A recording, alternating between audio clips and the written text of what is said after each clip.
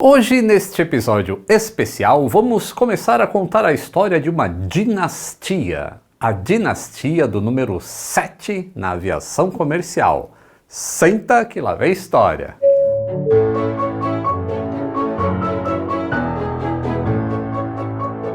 Saudações aeronáuticas! Tudo bem com vocês?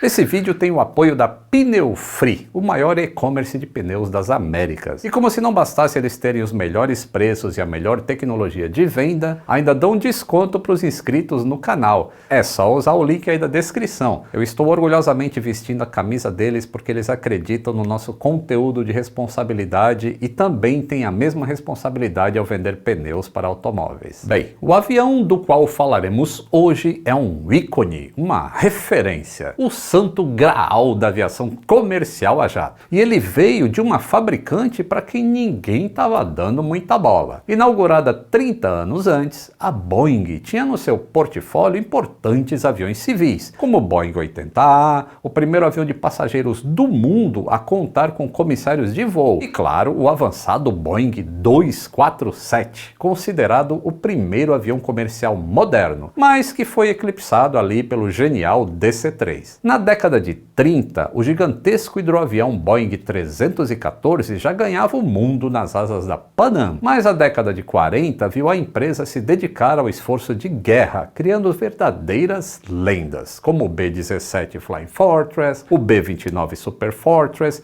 que a gente já viu nesses vídeos aqui, ó. Com isso, as concorrentes californianas, a Lockheed e a Douglas, tomaram conta do mercado civil, e a década de 50 começou devagar para a Boeing, com o seu modelo 377, o Stratocruiser, amargando vendas pífias no mercado civil. Os donos da rua e da bola dominavam os céus de motores a pistão com os elegantes DC da Douglas e os belíssimos cones da Lockheed. Foi quando, após escutarem seu engenheiro George Schroeder, representante da Boeing numa visita ao Instituto de Pesquisa Aeroespacial Alemão logo depois do final da Segunda Guerra, os diretores da fabricante de Seattle resolveram dar um novo impulso aos contratos militares que tinham financiado a companhia nos anos anteriores, um impulso a jato. Absorvendo conceitos como asas enflechadas e motores montados embaixo das asas, em 1947 a Boeing lançou o inovador bombardeiro B-47 Stratojet. Qualquer semelhança com o desenho dos aviões modernos não é mera coincidência. A Boeing talvez não se desse conta ainda do salto quântico que tinha dado, mas tinha descoberto a fórmula perfeita que todas as fabricantes do mundo até hoje adotam. No rastro dessas vendas fartas do esguio jato militar, ela lançou o gigantesco e eterno B-52 no alvorecer da Guerra Fria, que fez o seu primeiro voo, como o nome sugere, em 1952, e tem ele aqui de pertinho, ó. Ou seja, em apenas meia década, a Boeing tinha dominado forma e tamanho como nenhuma outra fabricante desta época. Antes da gente continuar, vamos dar um pulo até o Canadá. Lá, os engenheiros trabalhavam no segundo avião comercial a jato do mundo, o Avro Canada 102 Jetliner. O avião é pouco conhecido porque acabou não dando muito certo, mas justiça seja feita. Voou em 10 de agosto de 1949, apenas 13 dias depois do primeiro avião comercial a jato de todos os tempos, o britânico de Havilland Comet. Eu tô devendo o vídeo dele, eu sei, mas vai ter. Ou seja, os americanos ainda estavam atrás no mercado civil, mas já tinham percebido duas coisas que seus concorrentes ainda não tinham: que tamanho era importante e que motores embaixo das asas facilitariam a manutenção e a modernização dos mesmos, em especial em uma época em que a tecnologia ainda engatinhava e os motores a jato ficavam obsoletos com facilidade. Voltando para os Estados Unidos, a Douglas já tinha começado a trabalhar no DC-8, mas surfando nas boas vendas de seus modelos a pistão,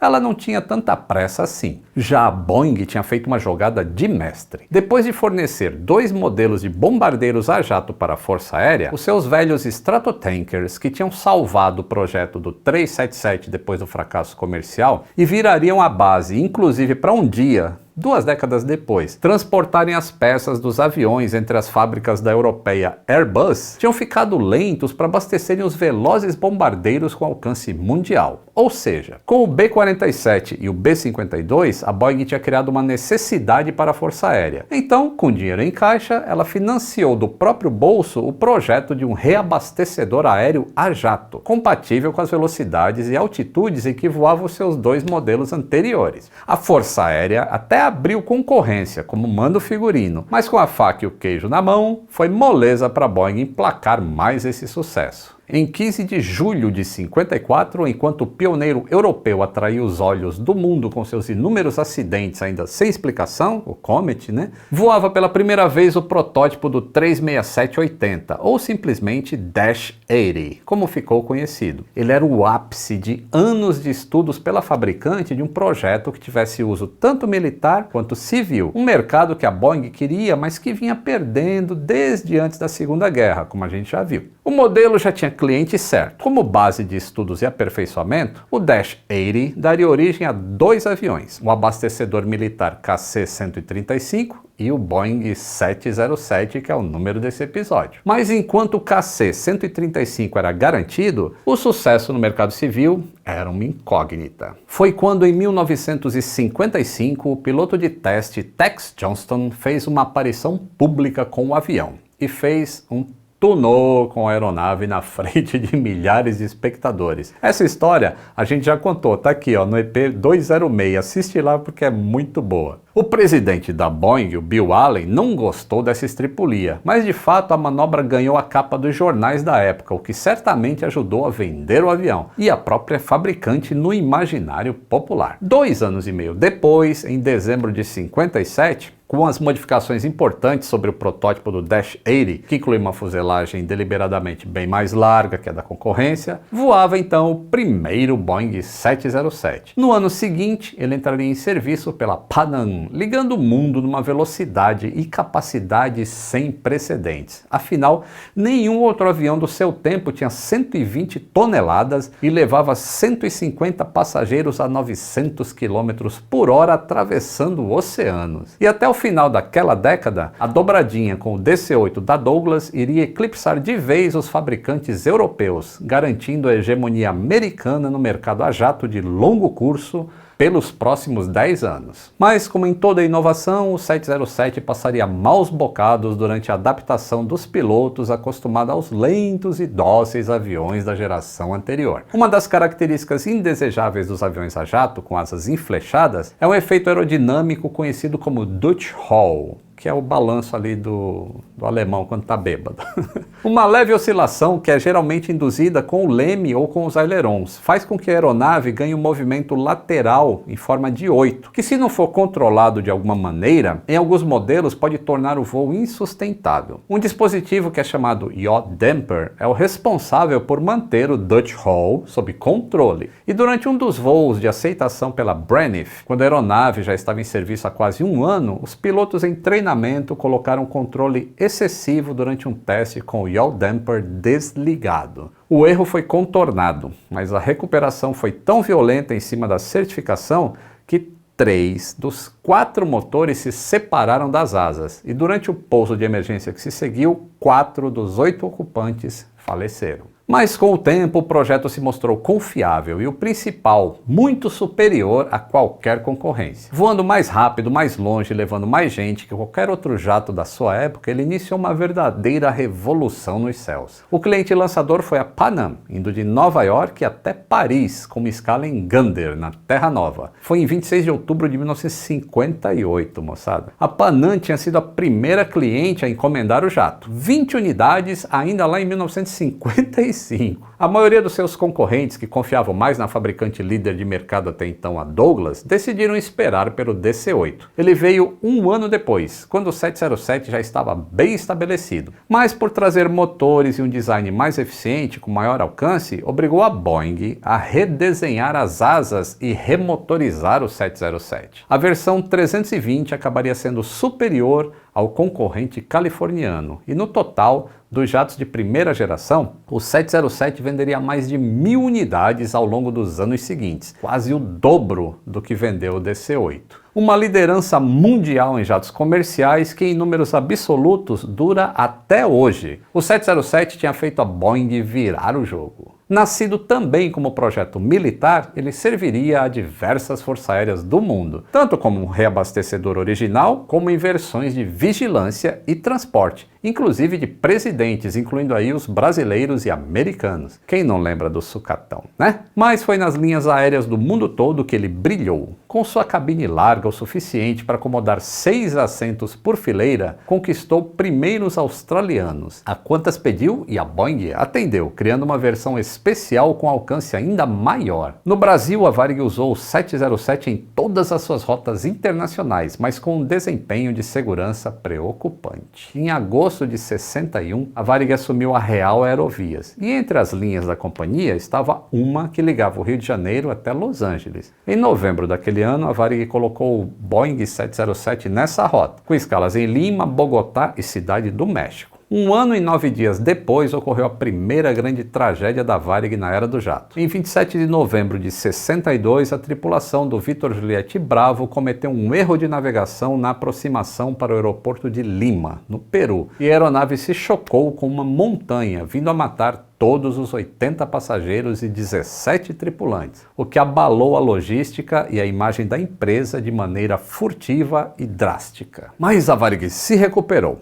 Em 65, a Pan Air do Brasil foi fechada pelo governo de maneira mal explicada até hoje, pelo regime militar, e as rotas e aviões entregues para a Varig. E com os DC-8 e as rotas internacionais da companhia Verde e Amarelo, a Varig expandiu-se como nunca antes e levaria mais 3 anos até uma nova perda. E foi de maneira tola, quando um mecânico da empresa, na base de manutenção no Galeão, resolveu lubrificar as conexões das garrafas de oxigênio com graxa, causando uma combustão espontânea que incendiou o Vitor Juliette Romeo e causou a sua perda. Nunca se usa oxigênio perto de óleo ou graxa, né? Mas em 1973 seria um ano especialmente ruim para o equipamento na Varig. Na aproximação para o Galeão, o Boeing 707 proveniente de Viracopos apresentou problema nos spoilers e o Vitor Lima Juliette caiu no mar. Era um voo cargueiro e 2 dos 4 tripulantes morreram. Pior.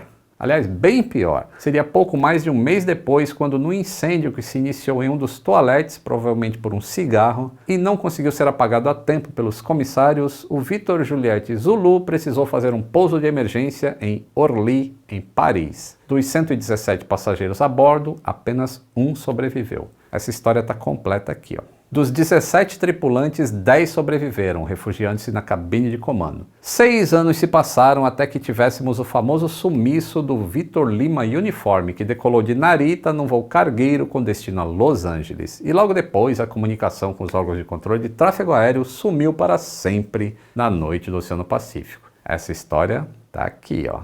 E a curiosidade é que o piloto deste avião era o mesmo desse acidente lá de Paris. 2 anos depois, mais um outro cargueiro, o Vitor Juliette Tango, que chegava ao Aeroporto Internacional de Manaus, saiu da pista debaixo de muita chuva e também teve perda total. Felizmente, nenhum tripulante morreu. E o último grande acidente envolvendo o 707 na Varig aconteceu em 87. Pouco depois de decolar de Abidjan, na Costa do Marfim, a aeronave que tinha o prefixo Vitor Juliette Kilo perdeu um dos 4 motores. A tripulação resolveu retornar e numa curva, na noite escura, o diálogo ficou gravado na caixa preta. O copiloto chamou a atenção do comandante. Olha a velocidade, olha a altura.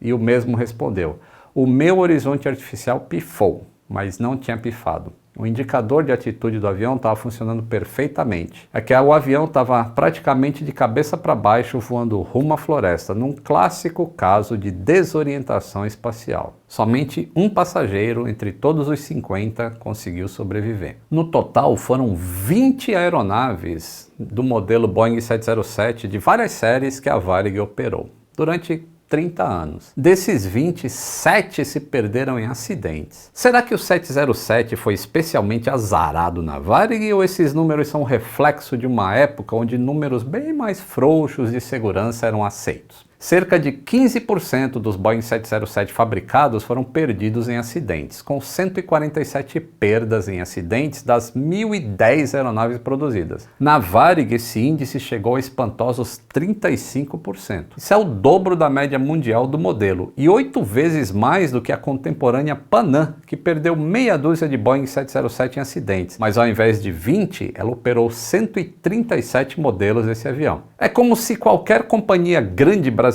hoje já tivesse perdido 10 ou 20 aviões desde o ano 2000. Mas nos 65 anos desde o seu lançamento, o 707 levou o nome do Brasil a todos os cantos do mundo. E não só pela Varig. A Transbrasil também operou 10 jatos do modelo, tanto como passageiros quanto cargueiros, entre 82 e 96. E infelizmente também teve um acidente que a gente contou aqui no episódio 395. E por falar em carga, como todo jato da Boeing, o 707 também leva jeito para coisa. Só aqui no Brasil a gente teve esse clássico voando na Aerobrasil, na VASP Cargo, na Beta e muitos outros, nem vou lembrar de todas. O Boeing 707 foi um design vencedor. Embora o último modelo de passageiros tenha se aposentado no Irã em 2013 e infelizmente ano passado o último 707 civil de carga da mesma companhia tenha se acidentado, modernizado com novos painéis e novos motores, ele ainda vai voar por muitos anos em várias forças aéreas do mundo. A sua contribuição para a história da fabricante de Seattle é imensa, tendo servido de base para o 727 e o 737, que no desenho do Max voa até hoje, entrega mais e gasta menos que o 707 e tem décadas de serviço pela frente. Mas muito mais importante ainda é o seu papel no mundo. O Boeing 707 definiu o que era ser um jato de passageiros para tudo que veio depois, que para ser um bom competidor era preciso ter asas enflechadas, motores montados em pylons embaixo da asa, uma cabine de passageiros larga e uma cabine de comando com o mais moderno que a tecnologia podia trazer. Pagou o preço da inovação, como a gente viu dolorosamente no episódio de hoje. Mas a mágica acontece fora da zona de conforto, e o Boeing 707 elevou o jogo de forma tão contundente que só seria tornado obsoleto 15 anos depois por outro jato da própria Boeing, que tomaria o seu lugar de maior jato comercial do mundo, com mais que o